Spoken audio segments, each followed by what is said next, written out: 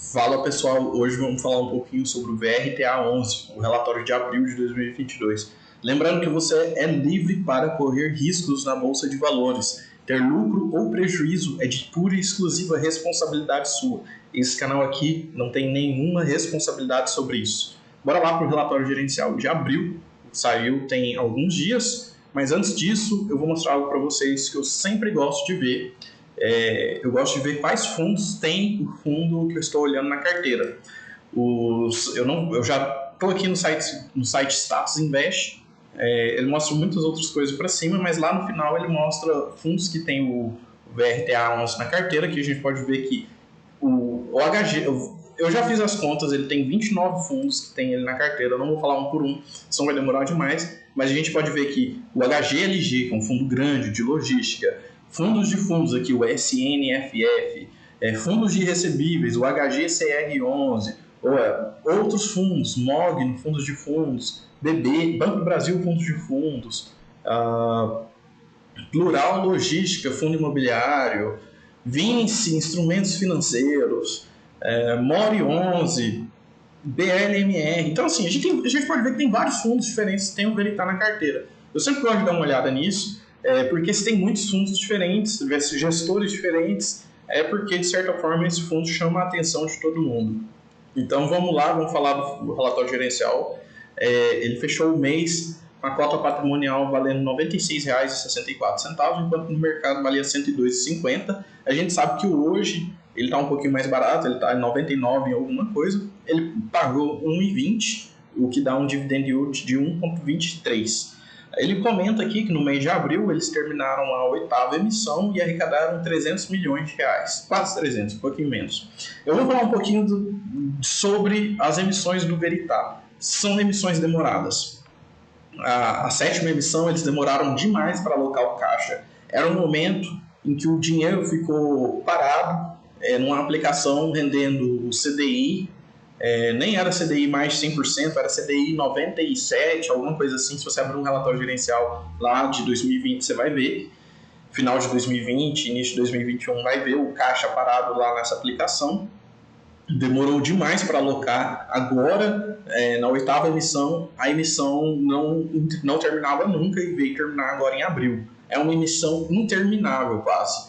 Ele estava desde novembro aqui, a gente pode ver que a primeira integralização do recibo, o VRTA 13, foi no final de novembro de 2021 e eles foram terminar no dia 6 de abril de 2022. Então eles ficaram quase 6 meses fazendo uma emissão, o pessoal com dinheiro parado aqui no Veritá sem poder tirar, pelo menos estava rendendo o mesmo tanto que a cota de mercado, pelo menos isso.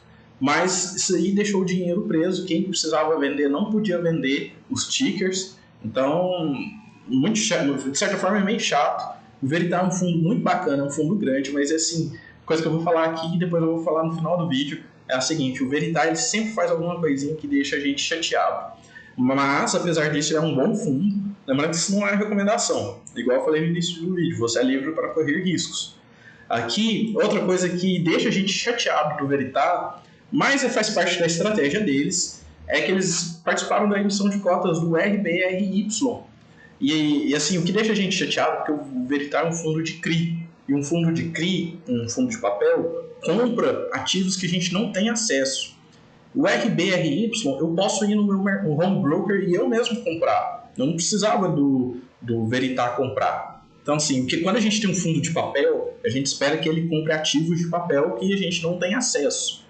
Porque se ele compra ativos que a gente tem acesso, então não faz tanto sentido a gente ter esse fundo, sabe? Até porque tem a questão da dupla taxação. Por exemplo, o RBRY cobra sua taxa de gestão e o Veritá cobra a gestão também em cima disso, em cima do valor que foi alocado em outro fundo. Então a gente está pagando 2 taxas de gestão. E aqui ele fala que eles querem manter apenas 10% do patrimônio líquido do fundo alocado em outros fundos imobiliários. Depois ele vai falar das alocações que eles fizeram em CRIs. Por exemplo, aqui ele comprou 20 milhões desse CRI Bem Brasil, IPCA mais 5,71, e 20 milhões do CRI dos Shoppings Vinci, aí uma taxa de IPCA mais 6,25. Então, assim, essa aqui eu já mostrei 2 coisas. Ele comprou CRIs e ele comprou fundos imobiliários. Sinceramente, se eu pudesse, eu gostaria que ele comprasse apenas ativos como esse CRI do Shopping Vince. Porque o VISC é um ativo negociado em bolsa e eles não vão dar calote na gente, eles vão pagar direitinho a dívida deles, porque como ele é um fundo negociado em bolsa, se eles derem calote, sinal que o empreendimento deles está indo ruim, e aí a cota mercado, que é negociada na bolsa de valores, despenca. Então eles não é de interesse deles acontecerem isso, então eles vão pagar direitinho o Veritá. Depois eles falam que terminou o mês com 47 milhões em caixa, o que equivale a 3,65% do patrimônio líquido. Outra coisa que me deixou chateado com o passado foi o caixa expressivo, que dessa vez não é tão expressivo assim, mas para um fundo de CRI, que não tem que fazer manutenção no imóvel, não tem que fazer reforma, não precisa fazer essas coisas, por que ele tem um caixa tão grande? Assim, hoje não é um problema ter caixa parado, porque os juros estão altos. Então, ter caixa parado, hoje em dia, até que não é um problema. Mas no passado, quando a Selic estava 2%, isso foi um problemão. Porque aí a gente viu o caixa desvalorizar, porque a inflação estava acima do CDI, bem mais alta do que o CDI na época. E depois ele contratou a XP como formadora de mercado. Agora a gente pensa, um fundo base 100, cota base 100, que tem mais de R$1 bilhão de patrimônio, tem muita cota emitida. E a gente não sabe, eu particularmente eu não sei exatamente como funciona essa questão do formador de mercado, mas eu sei que um fundo grande desse, que tem muita cota emitida, tem liquidez alta. E a gente vai mostrar aqui no relatório gerencial que a liquidez que o fundo tem hoje era a mesma de um ano atrás. E aí, por que o fundo está contratando formador de mercado? Quando o fundo contrata formador de mercado, a cota geralmente ela sobe um pouquinho mais. E quem paga esse valor é a gente. Então, se é um fundo que tem muita cota, ele tem uma liquidez alta, a gente está pagando formador de mercado e esse dinheiro está saindo do nosso bolso. Esse dinheiro podia ser provento nosso. A gente poderia estar reinvestindo esse dinheiro, tendo juros compostos e tudo mais, mas não, o dinheiro está indo para ter um valor de cota um pouquinho mais alto do que o normal, está indo para XP também. Depois ele vai mostrar os ativos que eles já tinham feito alocações nos meses anteriores, mas isso já estava no relatório dos meses anteriores, então a gente vai passar um pouquinho mais rápido. Outra coisa, o fundo teve operações compromissadas reversas, eles fizeram isso durante a emissão. De acordo com eles não deixam claro se eles vão continuar tendo outras operações compromissadas. Não. Na verdade, eles falam que as operações compromissadas reversas são zeradas, mas eles não falam se eles vão continuar fazendo isso. Eles não falam se isso foi algo espontâneo, apenas da emissão, mas de toda forma, pela lei dos fundos imobiliários, eles não podem pegar dinheiro emprestado. E a gente vê os fundos imobiliários hoje fazendo alavancagem, fazendo securitização e agora, que é o mais novo nos fundos de papéis, fazendo operações compromissadas. Eu não vou falar se isso é certo ou errado, mas a gente tem que ficar de olho nisso, porque a lei diz que os fundos imobiliários não podem pegar empréstimo. E isso que eles estão fazendo, de certa forma, é um empréstimo. Por mais que não seja um empréstimo bonitinho, ir lá no banco e tudo mais, e pegou empréstimo, eles estão criando mecanismos diferentes para burlar a lei e, no final das contas, ter a mesma coisa, ter o mesmo empréstimo, que é corrigido por um indexador, por uma taxa de juros, tem um lucro para quem emprestou o dinheiro e tudo mais. Então, assim, isso é outra coisa que a gente tem que ficar de olho. Aparentemente, eles não vão fazer isso mais, mas não é algo muito, na minha opinião, bem particular mesmo. Aí isso vai de cada um, é algo que eu particularmente tento evitar. Em que eles mostram as alocações que eles fizeram no mês de abril, né? Eu já falei um pouquinho, foi o Bem Brasil, Shoppings Vince e a subscrição no RBRY, que de certa forma deixa a gente chateado. A gente vê que no mês passado eles tinham subscrito também 20 milhões no fundo de recebíveis da Credit Suisse, que é uma gestora bem renomada. E aqui, uma coisa que eu gostei bastante também, que eu vou falar depois um pouquinho mais também, quando passar pela parte certa, essa questão que ele tem dívida de outros fundos imobiliários. A gente já tinha visto do VISC, agora a gente vê que ele tem um pouquinho da dívida do HGRU também. O HGRU vai pagar direitinho, não vai dar calote na gente. O HGRU fez essa dívida para comprar o Macro, operação bem legal. Essa aqui são a emissão dos outros CRIs que ele tem em carteira, mas eu vou focar em uma. Eles compraram um Game 11, também participaram lá da emissão de cotas, na época era base 100, hoje é base 10. Eles têm a dívida um pouquinho da dívida do TRX, do TRXF. Para quem não sabe, o TRXF é o concorrente do HGRU, que é de renda urbana, então ele está de certa forma ligado aos dois que são assim concorrentes. E o TRX, para quem não sabe, ele é um fundo de renda urbana que está extremamente alavancado. É perigoso.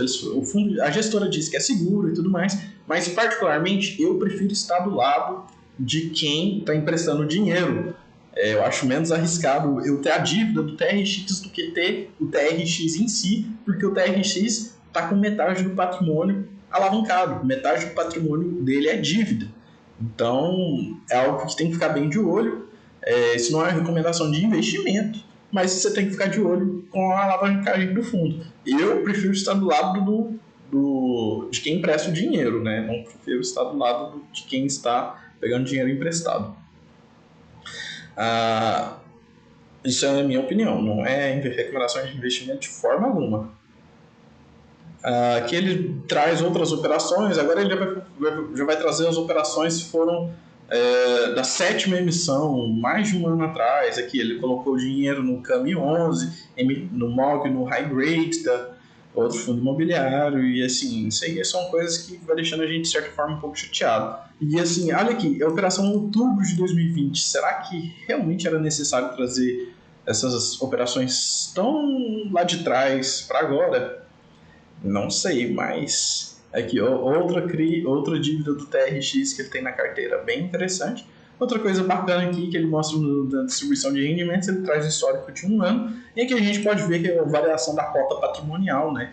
Tudo que tem lá dentro do fundo, quanto que valia e quanto pelo número de cotas e quanto que vale hoje. A gente pode ver que a cota patrimonial valia 101,7 lá em maio de 2021 e no mercado estava 112,42, e trazendo para os dias de hoje, a cota patrimonial vale 96,64 e a mercado está um pouquinho mais barata do que fala aqui. A gente pode ver que o fundo, ao longo de um ano, ele sempre pagou acima de R$1, o dividend yield dele sempre foi mais de 1%, e ele também sempre rendeu mais do que o CDI, até nesses momentos em que o CDI está bem mais alto, está bem alto, está quase nas máximas de muito tempo. A gente pode ver que no mês de abril o fundo teve um total de receitas em 17.650.000 e ele distribuiu 15.783.000. Eles guardaram quase 600.000 e bom, sempre é bom a gente dar uma olhada se o fundo está se ele está guardando reserva de emergência ou se ele está utilizando.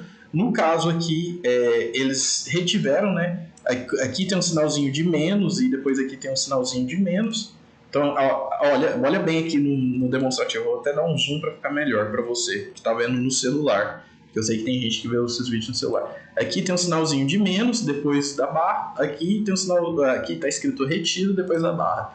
Então, do resultado do fundo, eles retiveram R$600.000, o que significa que eles guardaram esses R$600.000 e pode ser usado para distribuição futura para vir para o nosso bolso, que é o que a gente espera. Aqui a gente vai ver o volume total negociado ao longo de um ano, só que por mês, né? Aqui a gente pode ver que em março e em abril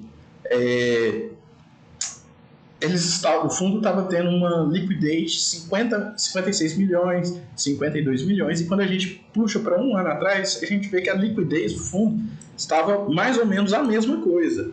Então, a gente vê que teve momentos que a liquidez diminuiu e depois aumentou, mas a liquidez está alta de novo. Então, qual o sentido de ter um formador de mercado num fundo desse tamanho? Será que é para algum player grande sair do fundo e a cota não variar tanto assim? Porque, assim, o fundo ele tem uma liquidez boa, eu não acredito que seja questão de liquidez. É algo que a gente tem que ficar de olho, talvez tenha alguém grande saindo do fundo e a gente pagando preço por isso, para manter a cota mais ou menos naquele valor bonitinho. Tirando essas questões que deixam a gente assim chateados do fundo, dele ter fundos imobiliários na carteira, dele demorar para alocar, dele demorar para finalizar uma emissão e por ele contratar formador de mercado, tirando esses 4 fatores que deixa assim, a gente chateado com o fundo, apesar dos pesares, ele tem uma coisa muito bacana. O maior ativo que ele tem na carteira é esse aqui, ó. É o CRI, Jardim Reserva Itanhangá. Qual que é o tamanho desse CRI? 3,9%. Equivale a 50 milhões de reais. Se tiver algum problema e esse CRI for pagando menos, o que é o maior CRI, se ele não conseguir pagar a inflação mais 9% ao ano, por exemplo, se ele for pagando um pouquinho menos, a gente vai sentir impacto disso nos nossos rendimentos? Provavelmente a gente vai, mas o impacto vai ser pequeno, porque a exposição do fundo nesse CRI é apenas de 3,9%. E aí a gente pode ver que o fundo tem vários CRIs, mas a exposição da carteira só vai diminuindo. Então, no total, o Veritá tem 67 CRIs diferentes na carteira. E 3,65%, o que dá 47 milhões, quase o maior ativo da carteira é o caixa. Caixa que nesse momento não é tão ruim ter, mas de certa forma é ruim ter caixa parado. No fundo de crédito a gente espera que eles estejam emprestando dinheiro. E depois aqui os outros fundos imobiliários, na verdade só antes, ele tem 1.155 bilhões investidos em caixa ou fundo CRIs, e ele tem 132 milhões e meio investidos em outros fundos imobiliários. Esses outros fundos imobiliários, quando a gente vê, né, são 132 milhões, rendeu 1.250.000 por mês. Então a gente pode ver, se a gente vê os fundos imobiliários, tem rendido quase 1% ao mês na carteira. Interessante, mas fica aquela questão, né? Será que era bom a gente ter fundos que a gente mesmo pode comprar na carteira? Fica a dúvida. Aqui a gente pode ver também as operações por securitizadoras diferentes. É sempre bom a gente ver que o fundo tem várias securitizadoras diferentes para não ser o mesmo emissor da dívida de todos os tipos de dívida. E a gente pode ver também que o setor que deve o Veritá, o maior, é a construção civil e depois o setor de alimentos. E nesse todo a gente pode chegar até óleo e gás dentro do Veritá. O indexador, né, 83% está atrelado ao IPCA, 4% ao IGPM e 11% a fundos imobiliários que não tem um indexador próprio. Aqui a gente pode ver que 86% da carteira está em CRIs, 3,6% em caixa e 10,2% em fundos imobiliários. Então, a gente pode ver que agora já deu. O Veritá, pelo que eles falaram, eles querem ter apenas 10% da carteira em fundos imobiliários.